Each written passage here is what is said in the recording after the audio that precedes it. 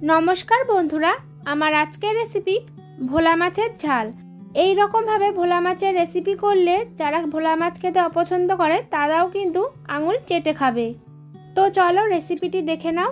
এখানে আমি 10 পিস মতো ভোলা মাছ নিয়েছি আর এখানে আমি পোয়া ভোলা ব্যবহার করছি। ভোলা মাছের তো অনেক রকমের ভাগ হয়, তো তোমরা যে কোনো ভোলা মাছ দিয়েই কিন্তু এই রেসিপিটা করতে পারবে। এবার মাছগুলো ভাজার আগে একটু নুন হলুদ মাখিয়ে নেব। তার জন্য দিচ্ছি হাফ চামচ মতো নুন আর দেব হাফ চামচ হলুদ গুঁড়ো, দেব হাফ চামচ লাল লঙ্কা গুঁড়ো দিয়ে এবার মাছের গায়ে ভালো করে সব মশলাগুলো মাখিয়ে নেব।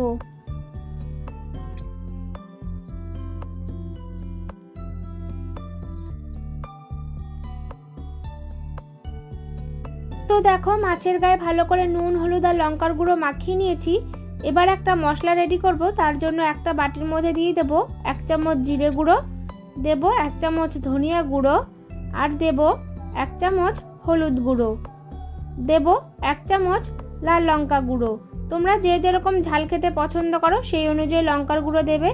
এবার অল্প জল দিয়ে মশলাটা রেডি করে নেব। এরপর দেখো অন্যদিকে আমি নিয়েছি একটু সর্ষে বাটা, আর এই সর্ষেটা আমি 1 চামচ সাদা সর্ষে, 1 চামচ কালো সর্ষে, একটা কাঁচা লঙ্কা, সামান্য নুন দিয়ে বেটে নিয়েছি। এবার মাছগুলো ভেজে নেব। তার জন্য কড়াইটা খুব ভালো করে গরম করে নিয়েছি। কড়াই খুব ভালো করে গরম করে তাতে পরিমাণ মতো তেল দিয়েছি। তেলটা ভালো করে গরম করে নেওয়ার পর অল্প একটু নুন দিয়ে দিয়েছি। মাছ ভাজার আগে যদি গরম তেলের মধ্যে নুন দেওয়া হয় তাহলে মাছগুলো কিন্তু কম ফাটবে আর তেলও কম ছিটবে। এবার এক এক করে মাছগুলো তেলের মধ্যে দিয়ে দেব আর মাছগুলো একটু লাল লাল করে ভেজে নেব। খুব বেশি কিন্তু কড়া করে ভাজবো না। মাছগুলোর একটা দিক হয়ে যাওয়ার পর এবার এক এক করে মাছগুলো একটু উল্টে দেব।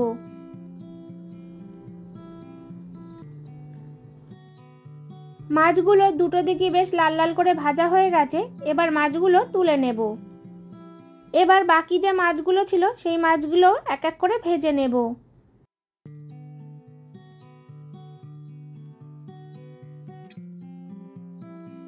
তো দেখো সব মাছগুলো ভেজে নেওয়া কমপ্লিট হয়ে গেছে। এবার কড়াইতে আরও কিছুটা আমি তেল দিয়ে দিয়েছি। তার মধ্যে দিচ্ছি সামান্য পরিমাণ কালো জিরে, আর এই রান্নাটা কিন্তু আমি সর্ষের তেলেই করছি। এবার তেলের মধ্যে দিয়ে দেব পেঁয়াজ কুচি। তার জন্য এখানে আমি একটা বড় সাইজের পেঁয়াজ কুচি ব্যবহার করছি। এবার পেঁয়াজটা একটু নাড়াচাড়া করে নেব। এবার দিয়ে দেব এখানে আমি 3 থেকে 4টে মতো রসুন, আর রসুনগুলো আমি একটু থেতো করে নিয়েছি। তোমরা চাইলে কিন্তু এখানে রসুন বাটাও ব্যবহার করতে পারো, কোনো অসুবিধা নেই। পেঁয়াজ আর রসুনটা যখন একটু ভাজা হয়ে যাবে তখন যে গুঁড়ো মশলার মিশ্রণটা রেডি করে রেখেছিলাম সেই মিশ্রণটা দিয়ে দেব। দিয়ে এবার ভালো করে একটু নাড়াচাড়া করে নেব। একটু নাড়াচাড়া করে নেওয়ার পর দিয়ে দেব টমেটো কুচি। তার জন্য এখানে আমি একটা মিডিয়াম সাইজের টমেটো কুচি ব্যবহার করছি। টমেটোটা যাতে তাড়াতাড়ি করে গলে যায় তার জন্য এখানে আমি সামান্য পরিমাণ নুন দিয়ে দেব। দিয়ে এবার আবারও একটু নাড়াচাড়া করে নেব। এই সময় দিয়ে দেব 2 চামচ মতো আদা বাটা। তোমরা চাইলে কিন্তু আদা বাটাটা আরও আগেও দিতে পারো।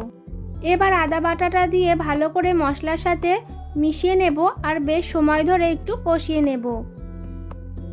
এবার গ্যাসের ফ্লেমটা একদম লোতে করে রেখে 1 থেকে 2 মিনিটের জন্য মশলাটা একটু ঢেকে দেব। 1 থেকে 2 মিনিট পর ঢাকনাটা খুলে নেব। যখন দেখবে মশলা থেকে এরকম তেল ছেড়ে এসছে তখন এতে দিয়ে দেব সর্ষে বাটা।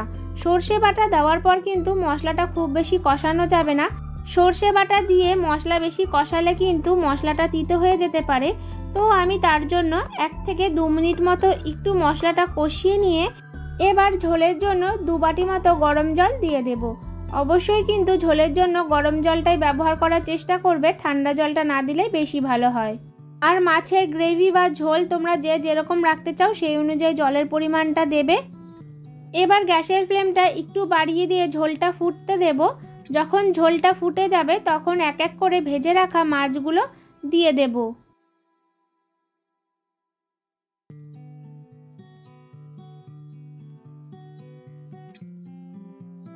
এবার হালকা হাতে মাছগুলো একটু নাড়াচাড়া করে নেব। খেয়াল রাখবে মাছগুলো যেন ভেঙে না যায়।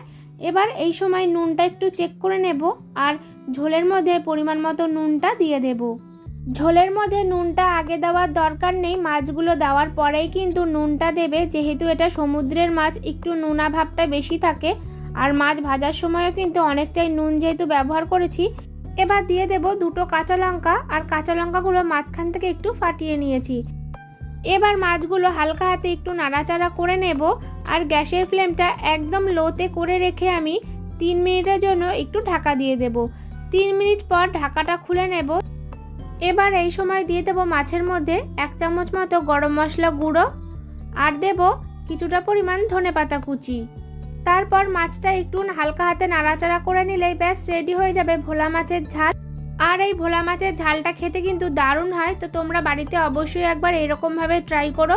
আর এই ভোলা মাছের ঝাল রেসিপিটি তোমাদের কেমন লাগলো অবশ্যই কিন্তু কমেন্ট করে জানাতে ভুলো না। আর আমার চ্যানেলের রেসিপিগুলো যদি তোমাদের ভালো লেগে থাকে তাহলে চ্যানেলটা অবশ্যই করে লাইক শেয়ার সাবস্ক্রাইব করে দিও। আর সাবস্ক্রাইব বাটনের পাশে যে বেল আইকন আছে ওটা কিন্তু অবশ্যই করে ক্লিক করে দিও আমার সব ভিডিও নোটিফিকেশন সবার আগে পাওয়ার জন্য।